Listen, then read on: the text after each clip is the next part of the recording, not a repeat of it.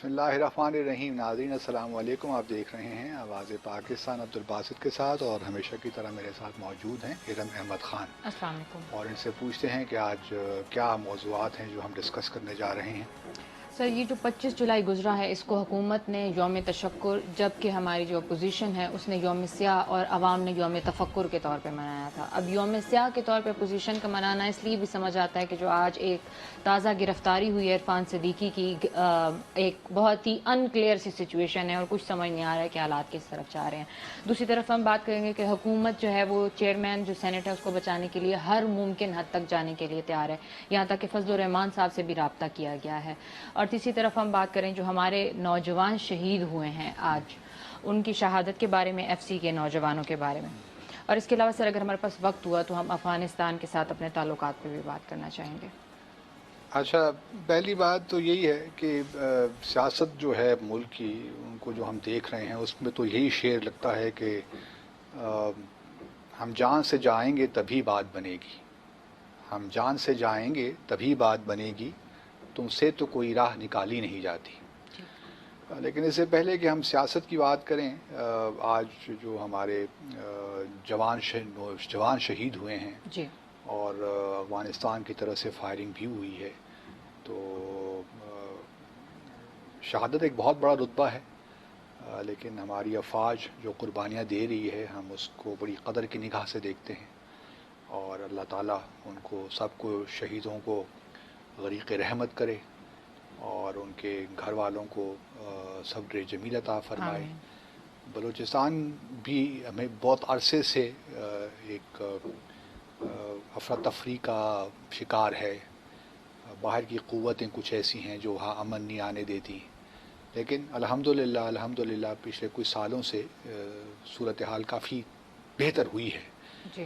اس میں بھی قطعاً کوئی شک نہیں ہے. اور اس میں بہت زیادہ ہاتھ ایف سی اور ہمارے جو پاک فوج ہے ان کا ہے، پولیس کا، لیویز وہاں پہ جو بی ایریاز ہیں وہ بھی ایک بڑی لمبی کہانی ہے. جی. لیکن بہرحال تمام بلوچستان کے لوگوں کا اس میں بڑا کردار ہے میں سمجھتا ہوں، اور ہم امید کرتے ہیں کہ انشاءاللہ بہتر دن آئیں گے. اس میں تو قطعاً مجھے کوئی شک نہیں ہے.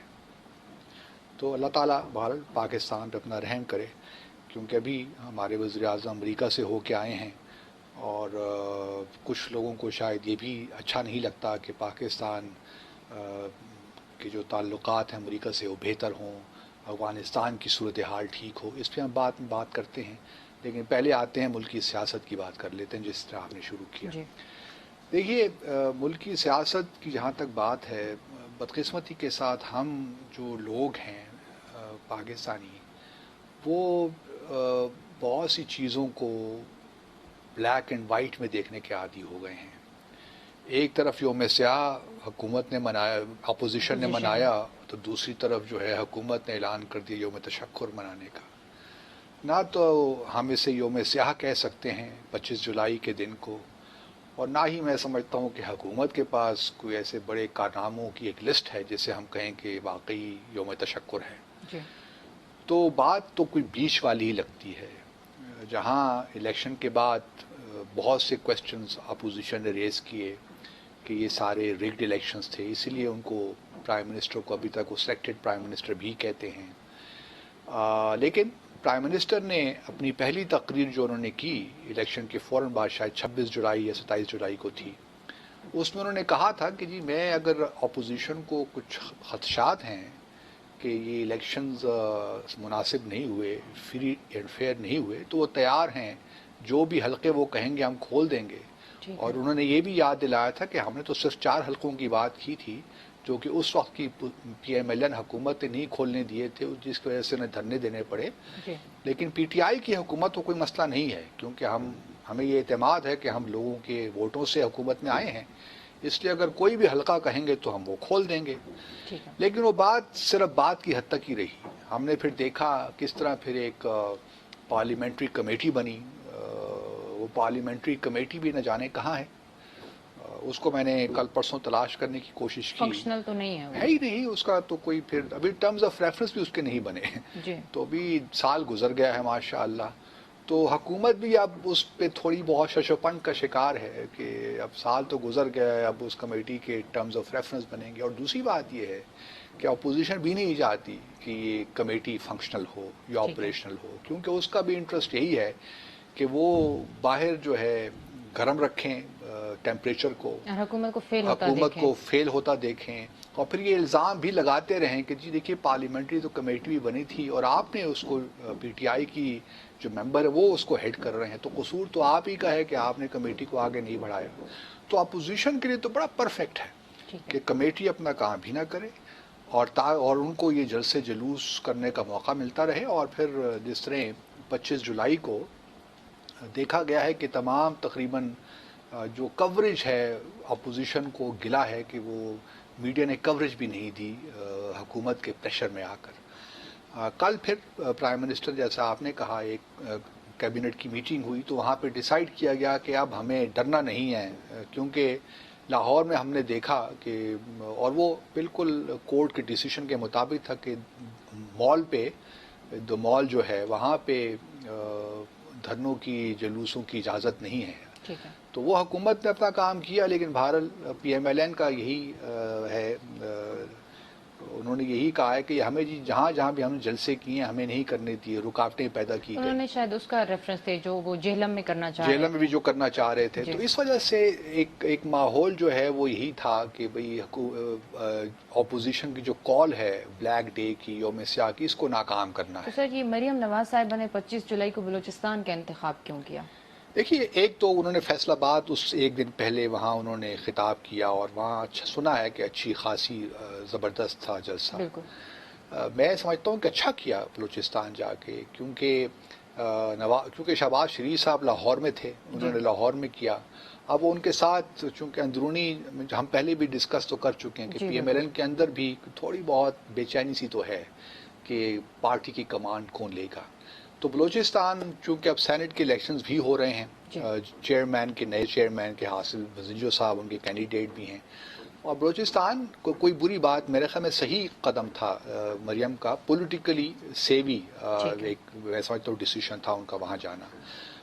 اسی طرح جو ہے باقی لوگ اور بھی کراچی میں بھی پیپلز پارٹی نے کمانڈ وہاں سنبھال رکھی تھی، تو ان کا خیال یہ تھا کہ مریم صفدر جو ہیں وہی جو ہے اٹینشن ڈرا کر سکتی ہیں بلوچستان میں جا کر. پشاور میں تو مولانا فضل الرحمان موجود ہے، تو انہوں نے ڈیوائڈ ایسے طریقے سے کیا کہ کم از کم پورے پاکستان میں لگے کہ یہ ہو رہا ہے، اور جو شخص جہاں کراؤڈ پل کر سکتا تھا وہاں اس کو انہوں نے ڈپلائی کیا. اور سب سے زیادہ تو مولانا فضل الرحمان کے پاس تھا کراؤڈ، اور آبویسلی کیونکہ وہ پشاور میں ہے، پشاور میں ہم کے پی میں ان کی ایک بہت بڑی فالوئنگ ہے، اس میں تو قطعاً کوئی شک نہیں. اور ابھی حال ہی میں انہوں نے جو ٹرائبل ڈسٹرکٹس ہیں وہاں پہ 3 سیٹیں بھی لی ہیں، تو ان کی وہاں پہ موجودگی تو ہے، اس سے آپ انکار تو نہیں کر سکتے. پھر کے پی کا اپنا ایک مزاج بھی ہے، تو وہ میرے خیال میں، اور پھر انہوں نے کچھ پشتوں میں بھی تقریر کی وہاں پہ، صرف اردو تک محدود نہیں رہے، اور بڑی ان کی زبردست تقریر تھی. اس میں انہوں نے بہت سی باتیں کی امریکہ عمران خان کے وزٹ کے حوالے سے بھی.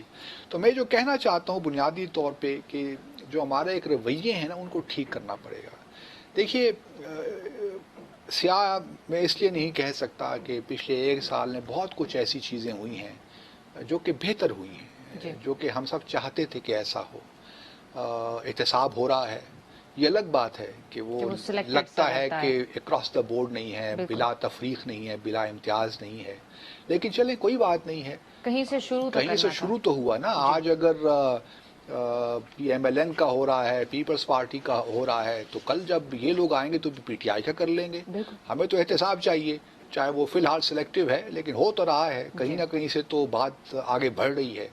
تو اس لیے اکاؤنٹیبلٹی کے حد تک گو کہ ہماری ریزرویشنز ہو سکتی ہیں، ہمارے تحفظات ہو سکتے ہیں، لیکن بہرحال ہم یہ کہہ سکتے ہیں کہ چلیں کچھ معاملات آگے بڑھ رہے ہیں. دوسری ایک امپورٹنٹ بات یہ ہے کہ پچھلے 1 سال میں کم از کم ہمیں کوئی میگا کرپشن کی چیزیں نظر نہیں آئیں. یہ ایک کریڈٹ آپ ضرور وزیر اعظم عمران خان کو دیجیے.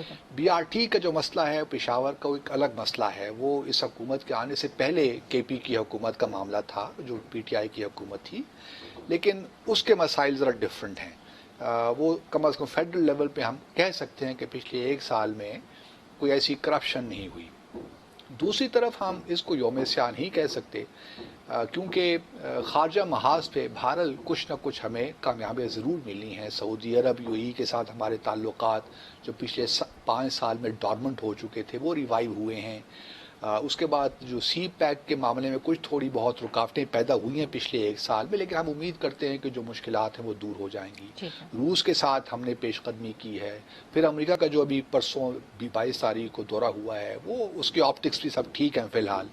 تو اس وجہ سے ہم یہ نہیں کہہ سکتے کہ یہ بالکل یوم سیاہ ہے. سب سے بڑھ کے ایک ڈیموکریٹک عمل ڈیموکریٹک ایک چلا ہے. اب یوم سیاہ آپ اس کانٹیکس میں ضرور کہہ سکتی ہیں کہ جو اکانومی کے حالات ہیں وہ شاید ہم اس حکومت کے قابو میں نہیں آ رہے اور لوگ پریشان ہیں. مہنگائی بہت ہو گئی ہے اس وجہ سے، اور لگتا بھی نہیں ہے کہ حکومت کے پاس کچھ پلان آف ایکشن نظر آتا، ہمیں نظر نہیں آ رہا. وزیر بھی بدلے گئے، مشیر بھی بدلے گئے، لیکن کچھ بھی فرق دیکھیں نا، بجٹ سے کچھ 2 ہفتے پہلے ہی آپ نے پوری اپنی اکنامک ٹیم تبدیل کر دی. یہ کیا واضح کرتا ہے؟ یہی واضح کرتا ہے کہ آپ کی کوئی جو سوچ ہے یا سمجھ ہے یا کوئی اسٹریٹجی ہے وہ کوئی شاید ٹیبل پہ نہیں ہے آپ کے پاس کہ آپ کس طرح اکنامک جو مشکلات ہیں ان کو کس طرح آپ ڈیل کریں گے، کس طرح آپ ان کو سالو کریں گے. تو یہ تو بالکل ایک اس حوالے سے میں کہہ سکتا ہوں کہ جہاں تک اکانومی کا تعلق ہے مطلب عوام نے ٹھیک منایا یوم تفکر کے طور پہ کہ لوگ تھوڑا سوچیں، اس پہ انٹروسپیکٹ کریں کہ ہم نے کیا پچھلے 1 سال میں کھویا، کیا پایا. کوئی بلیک اینڈ وائٹ معاملات نہیں ہے، کچھ چیزیں یقیناً اچھی ہوئی ہیں لیکن کہیں کہیں ہم تھوڑا سا دیکھیں نا. ایک اور بات بھی آپ کو بتاؤں میں، جو ساری میں بلکہ کل دیکھ رہا تھا کہ جو فردوس عاشق ایوان صاحبہ ہیں ایک پریس کانفرنس سے اٹھتی ہیں دوسری پریس کانفرنس میں پہنچ جاتی ہیں. مطلب یہ بھی ایک گورنمنٹ کا وتیرہ بن گیا ہے گورنمنٹ کے منسٹرز کا کہ وہ صبح شام یہی کام کر رہے ہیں. سر یہ اگر لائم لائٹ میں رہنے کے لیے آئے ہیں وزارت میں تو پھر یہ کام کب کریں گے اپنا؟ وہی میں کہہ رہا ہوں کہ سارا دن اگر آپ پریس کانفرنسز ہی کرتے رہیں گے تو کچھ خدا کا خوف کریں. ہمیں تو آپ کی کارکردگی چاہیے عوام کو. اب اگر کارکردگی نہیں ہے تو پریس صرف باتوں سے تو روٹی نہیں ملتی، کام کرنا پڑتا ہے نا، ہاتھ پاؤں ہلانے پڑتے ہیں. لیکن یہ سارا دن یہ پریس کانفرنسز کوئی ایسا وقت نہیں ہوتا، اور میں سمجھتا ہوں کہ اپوزیشن ان کو صحیح کام پہ لگا دیا ہے. کیونکہ صرف اپوزیشن کی تو کوئی بھی چیز سامنے نہیں لانے دے رہے، تو کیا یہ ایک طرح کی وہ سلیکٹیو قسم کی وہ ڈکٹیٹرشپ تو نہیں اس طرف تو خیر میں یہ نہیں کہتا، لیکن یہ اپوزیشن کا کمال ہے کہ انہوں نے حکومت کو پریس کانفرنسز پہ لگا دیا ہے، کیونکہ وہاں بھی صبح شام پریس کانفرنسز ہوتی رہتی ہیں اور ان کا تو کام ہی یہی ہے. وہ تو تنقید بھی کریں گے، یہ بھی چاہیں گے کہ حکومت ڈیلیور نہ کر پائے، تمام رکاوٹیں بھی پیدا کریں گے حکومت کے لیے.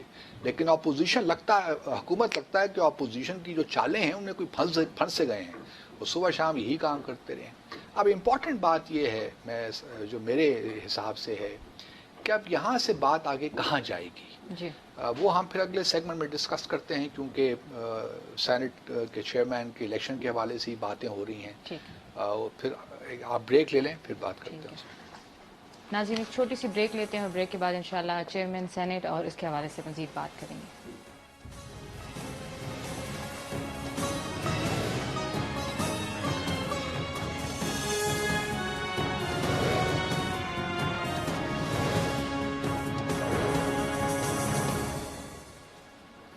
ویلکم بیک ناظرین، چیئرمین سینٹ کے خلاف جو عدم اعتماد کی ایک تحریک چلائی گئی ہے حکومت کے خلاف، اب حکومت جو ہے وہ مولانا فضل الرحمان کو منانے کی کوشش کر رہی تھی جس میں وہ ناکام ہو چکی ہے.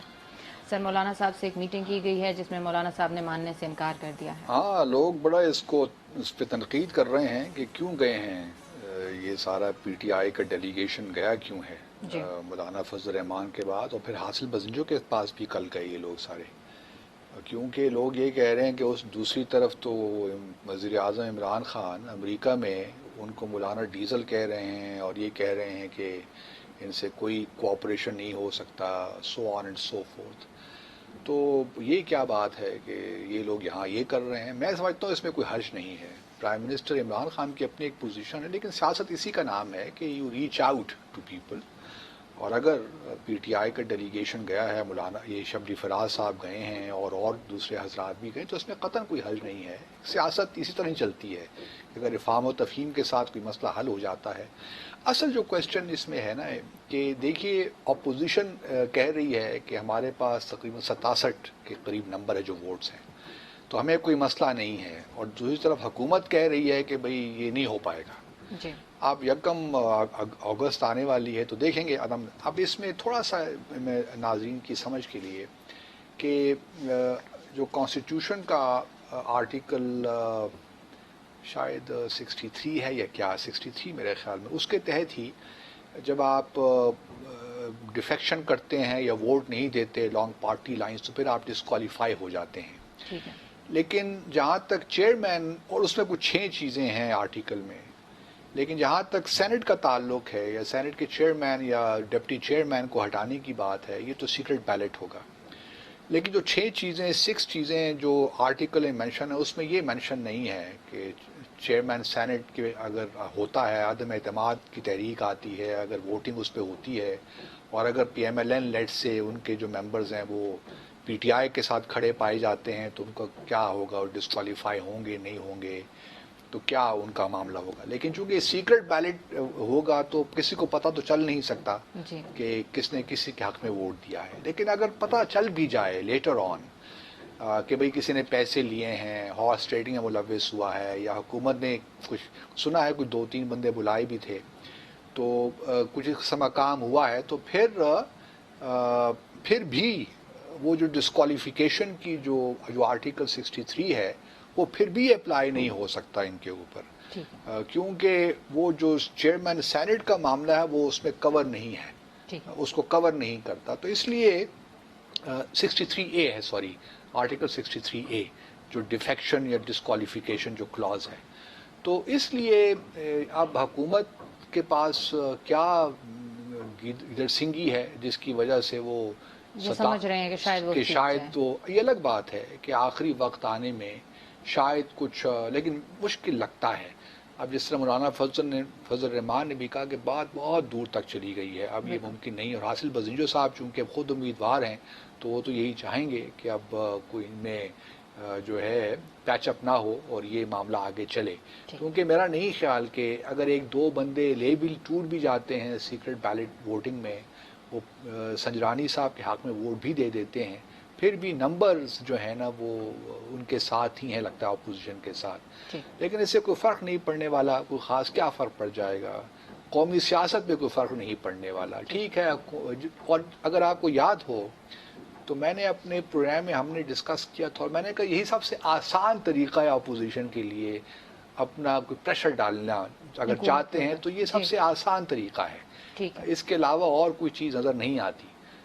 دھرنے شرنے یہ سب دور کی بات ہے. ابھی مومنٹم گین ہوتا ہے نہیں ہوتا وی ول سی. لیکن اگر حاصل بزنجو صاحب بھی آ جاتے ہیں تو ملک کی سیاست پہ اس کے منظر نامے میں کوئی فرق نہیں پڑ جائے گا. لیکن شاید ایک سائیکولوجیکل بوسٹ ملے اپوزیشن کو اس سے. ٹھیک ہے سر. جو وزیر اعظم صاحب کا دورہ ہوا ہے، ڈونلڈ ٹرمپ صاحب نے یہ بھی فرمایا کہ ہم اب پاکستان کی جو امداد ہے وہ بحال کریں گے افغانستان کے ایشو پہ. تو افغانستان کے جو جنگ ہے اس میں پاکستان کا بہت کردار رہا ہے امریکہ کی مدد کرنے کے حوالے سے. تو اب آگے حالات کس نہج پہ جا رہے ہیں؟ تو جو فورن ملٹری جو ان کا ہے جو سیل ہے وہ ابھی بحال آج سنا ہے کہ ہو گئی ہے 16 کے حوالے سے، جو پارٹس وغیرہ ہیں دیٹ کائنڈ آف اسٹف. ابھی جو سی ایس ایف کا معاملہ ہے کوئی $1.5 بلین ہمارا پڑا ہوا ہے، وہ تو ابھی واپسی کا کوئی ابھی ہمیں سنا نہیں ہے، لیکن ہونا چاہیے، وہ تو ہمارا پیسہ جو ہے ملنا چاہیے.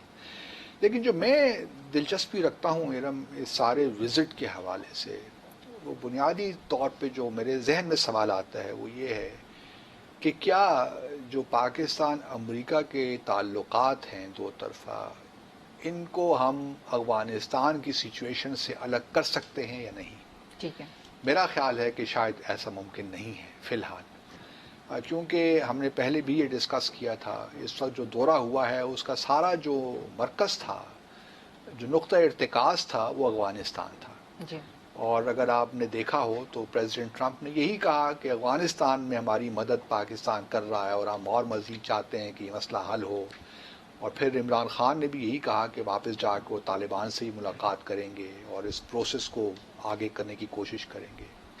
مجھے صرف اپریہنشن جو میری ہے وہ یہی ہے کہ ممکن ہے کہ ایک فریم ورک ایگریمنٹ ہو جائے ٹھیک ہے. طالبان اور امریکہ کے درمیان، اور اس کے بعد ممکن ہے کہ ایک انٹرا افغانستان پروسیس بھی شروع ہو، جس طرح ہم نے دوحہ میں دیکھا انٹرا افغان افغان ایک پروسیس وہاں میٹنگ ہوئی تو معاملہ بھی آگے چلے. لیکن اصل کویسچن یہ ہے میرے لیے کہ جو 28 ستمبر کو صدارتی انتخابات ہونے ہیں افغانستان میں وہ ہو سکتے ہیں کہ نہیں. اگر ایک دفعہ وہ ہو گئے تو پھر مشکلات اور پیدا ہو جائیں گی ریکنسیلیشن کے کانٹیکس میں. ایک نیشنل یونٹی گورنمنٹ وہاں بنانا جس میں طالبان بھی ہوں وہ بہت مشکل ہو جائے گا. اور طالبان یقین جانیے ایک بات اور بھی سن لیجئے کہ طالبان کبھی سیکنڈ پوزیشن پہ نہیں رہیں گے. وہ اگر چاہیں گے کہ ریکنسیلیشن گورنمنٹ بنتی ہے کوalition بنتا ہے تو پھر وہ اس کو ہیڈ کریں اس گورنمنٹ کو. اب یہ ممکن ہے نہیں ممکن. اگر الیکشنز ہو جاتے ہیں تو پھر تو یہ بالکل ممکن نہیں ہوگا کیونکہ جو بھی نیا صدر الیکٹ ہوگا وہ چاہے گا کہ وہ اس حکومت کو لیڈ کرے ہیڈ کرے. تو اس لیے بہت سی کمپلیکیشنز ہیں. اور پھر یہ بھی یاد آپ کو رہے کہ بھارت جیسے جو ممالک ہیں وہ چاہتے یہی ہیں کہ یہ جو معاملہ اس طرح ہی رہے. سر خطے میں ایک اور ملک رشیا بھی موجود ہے جو پاکستان اور افغانستان کی جو جنگ ہوئی تھی مین تو پاکستان جو تھا وہ فرنٹ پہ تھا رشیا کے خلاف. تو وہ اس سارے معاملے میں کیا کردار ادا کر سکتا ہے ہمارے لیے؟ دیکھیے ان کا تو وہ تو دیکھیں نا چائنا رشیا پاکستان تو ایک پیج پہ ہی ہیں. ٹھیک ہے. وہ پر سے طالبان کے اب خلاف نہیں رہے کیونکہ ماسکو ایک فریم ورک فورم چل رہا ہے جس میں وہ طالبان کو ہی بلاتے ہیں دوسرے لوگوں کو ہی بلا کے وہاں ماسکو فورم جو ہے وہاں پہ یہ بات چیت ڈسکس ہوتی ہے. تو وہ ان کا صرف جو بنیادی ہے معاملہ کہ یو ایس یہاں سے نکل جائے لیکن حالات ایسے نہ ہوں کہ یہاں سول وار شروع ہو جائے. کیونکہ اگر سول وار شروع ہوگی تو پھر وہ چیچن جو ملیٹنٹس ہیں چائنا کا جو ETIM ہے ان کو پھر اسپیس مل جائے گی کہ اپنے وہ جو ہے ملیٹنسی جو ہے اس کو فروغ ملے گا. تو ان کی خواہش یہ ہے کہ کیونکہ امریکہ کے ساتھ بھی وہ ان کی کنورجنس لگتا ہے کہ ہو گئی ہے اس حد تک کہ ایک پراپر سیٹ اپ چھوڑ کے جائیں پیچھے تاکہ جو سول وار وہ نہ ہو اور افغانستان دوبارہ کیوس میں نہ جائے. لیکن اس کے میرا ابھی تک خیال یہی ہے کہ ممکن ہے کہ سال 2 سال تک جب تک یو ایس فورسز مکمل طور پہ وڈرا نہیں کرتی اس وقت تک طالبان جو ہیں اگر ان کو ڈومیننٹ رول مل جاتا ہے کسی ٹرانزیشنل گورنمنٹ میں پھر تو ٹھیک ہے. لیکن اگر طالبان کو وہ رول نہیں ملتا نیشنل یونٹی گورنمنٹ میں وہ کردار نہیں ملتا جہاں وہ اس گورنمنٹ کو لیڈ کر رہے ہیں تو پھر میرا نہیں خیال کہ یہ فریم ورک ایگریمنٹ بہت دور تک جائے گا. کیونکہ طالبان جس طرح میں پہلے بھی کہتا رہتا ہوں انتخابات ان کی اسٹرینتھ نہیں ہے. وہ ڈیموکریسی جو ہے ان کی اسٹرینتھ نہیں ہے. وہ اسلامک ایمریٹ بنانا چاہتے ہیں جو کانسٹیٹیوشن ہے اس کو تبدیل کرنا چاہتے ہیں. لیکن یہ وہ اسلامک ایمریٹ نہیں ہوگی جو 1996 میں تھی. اس اسلامک ایمریٹ میں امریکہ پریزیڈنٹ ٹرمپ ان کے ساتھ کھڑے ہوں گے جہاں تک میں دیکھ سکتا ہوں. اکنامکلی بھی ان کے ساتھ کھڑے ہوں گے کیونکہ having said every thing U S ابھی بھی چاہتا ہے کہ وہ یہاں پہ رہے اس کی ڈومیننس یہاں پہ افغانستان میں رہے بالکل نکل نہ جائے. کیونکہ اس کے لیے وہ جو ان کا جو ایک ورلڈ ویو ہے اس میں وہ چائنا اور رشیا کو میجر تھریٹ کے طور پہ دیکھتے ہیں طالبان یا ٹیررزم کو نہیں دیکھتے اب. تو ان کی جو پالیسی کنسیڈریشنز ہیں وہ یہی ہیں کہ طالبان کی کہ ٹھیک ہے ہم تھوڑا وقت دے دیں گے لیکن جب کنجی ہمارے پاس جب پورا اختیار آ جائے گا تو پھر ہم یہ معاملات سیٹل کر لیں گے 1996 کی طرح. ناظرین وقت ہوا ایک چھوٹے سے بریک کا. بریک سے واپس آ کے آپ کی لائیو کالز لیں گے.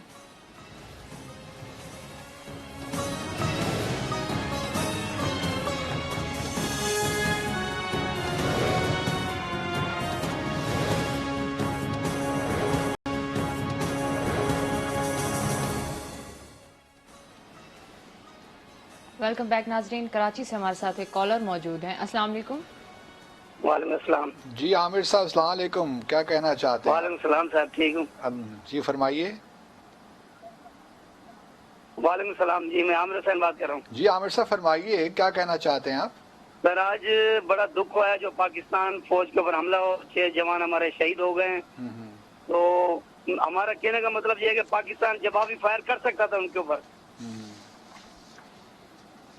لیکن ہم نے نہیں کیا. ہم نے جو ہے میرے خیال میں یہ معاملات بڑے سنگین ہیں جو 6 نہیں میں پہلے کریکشن کرنا چاہوں گی کہ یہ تقریباً 10 ہمارے 10 جوان ایک کیپٹن بھی شہید ہوئے ہیں اس میں. تو بہرحال 4 بلوچستان میں اور 6 وزیرستان میں، تو بڑے دکھ کی بات ہے.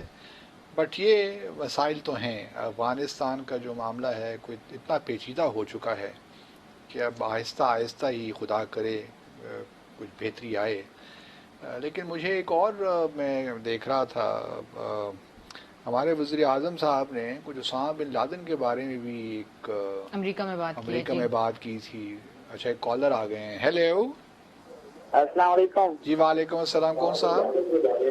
کیا حال ہے؟ ٹھیک ہو؟ جی کون صاحب بول رہے ہیں؟ میں والی سے محمد حامد بات کر رہا ہوں. جی فرمائیے، کیا کہنا چاہتے ہیں؟ یہ بات آج جو فوجیوں کے ساتھ یہ حادثہ ہوا ہے، جی ہاں، اس سے بڑا افسوس ہوا ہے کہ اللہ پاک ان کو جنت نصیب فرمائے، آمین ان کے آمین لواحقین کو صبر جمیل عطا فرمائے، آمین ثم آمین. اور ملکی حالات کی سیاست کے بارے میں بھی دعا کرنی چاہیے کہ اللہ پاک ہمیں جو عمران خان جیسے وزیر اعظم دیے ان سے ہماری جان چھڑائے. اوہ، آپ میاں والی سے بول رہے ہیں اور یہ بات کر رہے ہیں؟ مجھے سمجھ نہیں آئی. جی ہاں جی بالکل جی. اچھا یہ سر ویسے کہ میں آپ دیکھنے میں آئی ہیں کیونکہ میری اپنی والدہ کا تعلق میاں والی سے ہے، اچھا. تو وہاں کے لوگوں کو کچھ خاص لیکن ابھی پچھلے دنوں تو عمران خان گئے تھے میاں والی، وہ نمل یونیورسٹی جو ہے جی وہاں، تو بڑا ان کو پرتپاک خیر مقدم کیا گیا، بڑے جوش و خروش سے ان کو. جی لیکن سپورٹ تو ہے میاں والی میں. ابھی تو آپ یہ نہیں کہہ سکتی کہ بالکل سپورٹ ختم ہو گئی ہے. جی ایسی بات ہے، کچھ ہے کہ مطلب جو پبلک اوپینین ہے نا وہ چینج ہو گیا ہے، آہستہ آہستہ چینج ہو رہی ہے، ہو چکا ہے، اب ہو چکی ہے پبلک. نہیں یہ میں نہیں مانتا بھی سر کیونکہ ہماری فیملی ہے وہاں. اچھا چلیں، آپ بہتر جانتی ہیں وہاں سیاست کو. ایک کالر ہے ہمارے ساتھ. السلام علیکم. ہیلو، جی کون صاحب بول رہے ہیں؟ جی وعلیکم السلام. کون صاحب؟ ابو مسلم بول رہا ہوں میں. جی فرمائیے. جناب آپ بازی صاحب، آپ ماشاء اللہ بہت پرانے سمجھدار، بڑے مزے جی بڑے وہ ہیں. کوئی غلطی تو نہیں ہو گئی حضور مجھ سے؟ آپ ایک بات پوچھی تھی. جی فرمائیے. آپ نے ایک فرق محسوس کیا کہ کہاں 21 توپوں کی سلامی انڈمان میں، اور کہاں سیدھا سادہ سا کہتے ہیں وہ استقبال.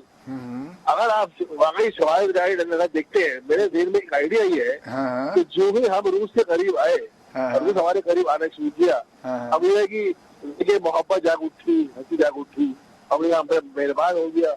یہ بہت اہم نکتا ہے کہ کتنا ڈالے کیا 21 توپے اور تاکہ بسے بیٹھ کے آنا. اچھا یہ وہ ریفر کر رہے ہیں جو ہمارے آرمی چیف پینٹاگون گئے تو وہاں ان کو 21 توپوں کی سلامی بھی دی گئی.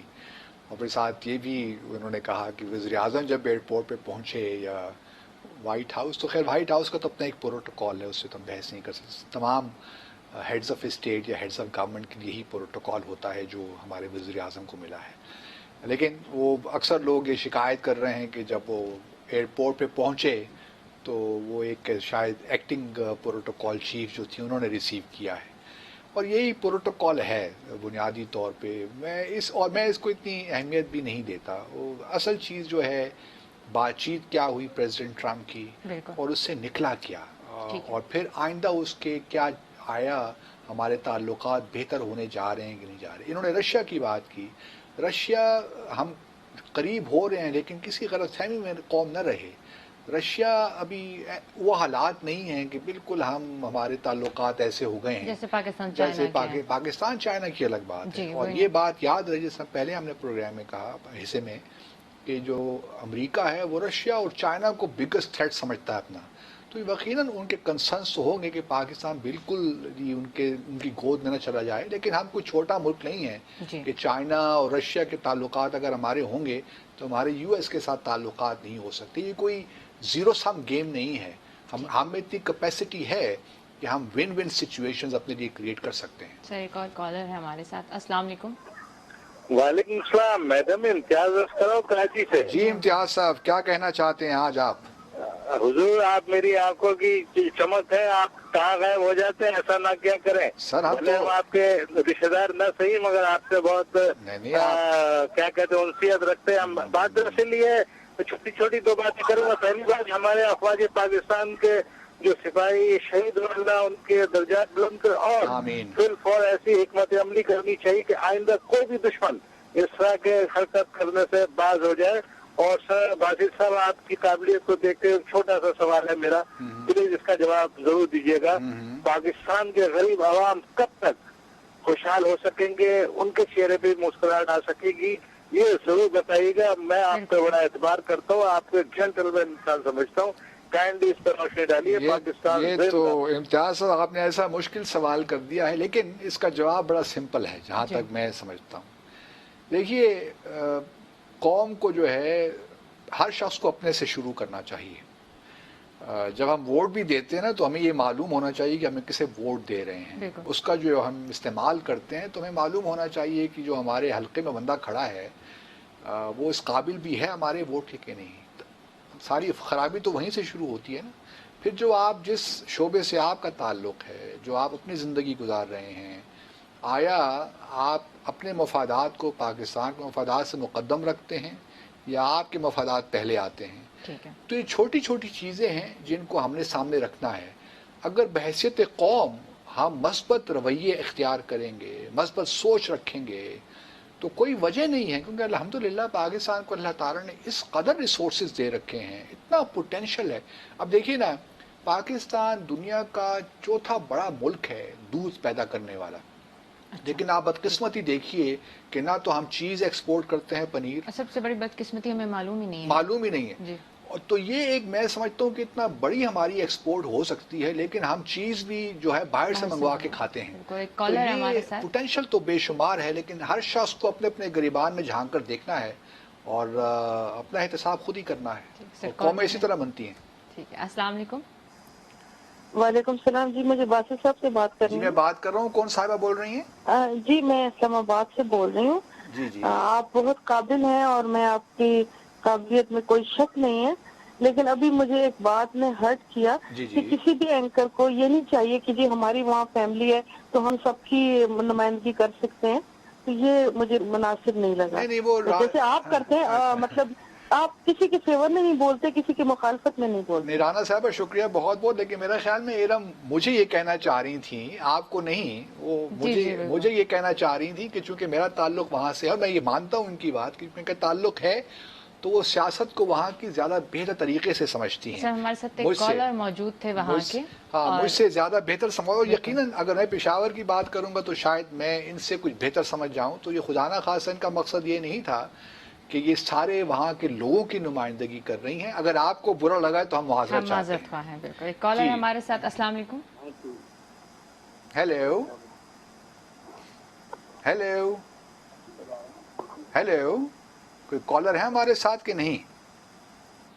कॉलर तो हैं लेकिन वो बोलना नहीं चाहते, कॉल डिस्कनेक्ट हो गई। वो अपनी आवाज़, शायद उनकी टेलीविज़न की आवाज़ है ना बहुत।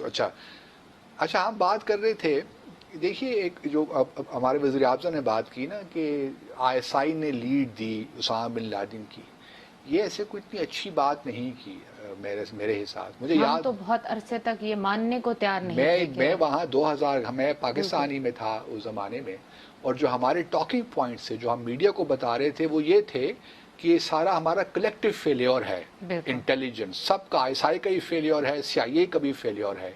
लेकिन आग और कौमें देखें ना, जो रियासतें होती हैं अपना नैरेटिव इतना जल्दी तब्दील नहीं करती। मुझे नहीं मालूम कि वज़ीर आज़म को किसी ने इस मामले में ब्रीफ किया था कि नहीं किया था। अगर कोई सवाल आए तो क्या जवाब देना है उसका। तो ये इस तरह नहीं करना चाहिए। अगर आप इस तरह अपने नैरेटिव चेंज करते रहेंगे तो फिर तो वल्लाह वालों बेसवाब क्या होगा। बिल्कुल। अस्सलाम वालेकुम। हेलो जी। हेलो अस्सलाम वालेकुम। जी वालेकुम अस्सलाम। फरमाइए हुजूर, क्या कहना चाहते हैं? जी सॉरी प्रोग्राम में जी आप बोल रहे हैं, फरमाइए। इमरान खान साहब लीडर तो अच्छे हैं जी, लेकिन वो जरदारी और नवाज शरीफ का कुछ आप तो किया नहीं इन्होंने। हाँ ये बिल्कुल मुश्ताक साहब, आप अगर उनसे पूछें तो वो जो हैं अपनी खातून मरियम सफदर, वो तो सुबह शाम यही कह रही हैं कि सिर्फ हमारा एहतसाब हो रहा है। मुश्ताक साहब कहते हैं कि उनका एहतसाब नहीं हो रहा। तो बस यही है मामला। जेल के अंदर से अब तो वो क्या कहते हैं, क्या AC और TV भी निकाल दिए गए ना। तो अब TV और AC से ही महरूम हो गए बेचारे। अल्लाह उनका मददगार हो, आप ये कह सकते हैं। सर हमारे पास वक्त बहुत कम है, हम वाइंड अप करेंगे। नाज़रीन उम्मीद है आपको हमारा आज का प्रोग्राम पसंद आया होगा। आपसे इंशाल्लाह कल मुलाकात होगी। आप हम Facebook, Twitter और YouTube पे फॉलो कर सकते हैं, अपनी आरा भी दे सकते हैं। अल्लाह हाफिज। पाकिस्तान जिंदाबाद।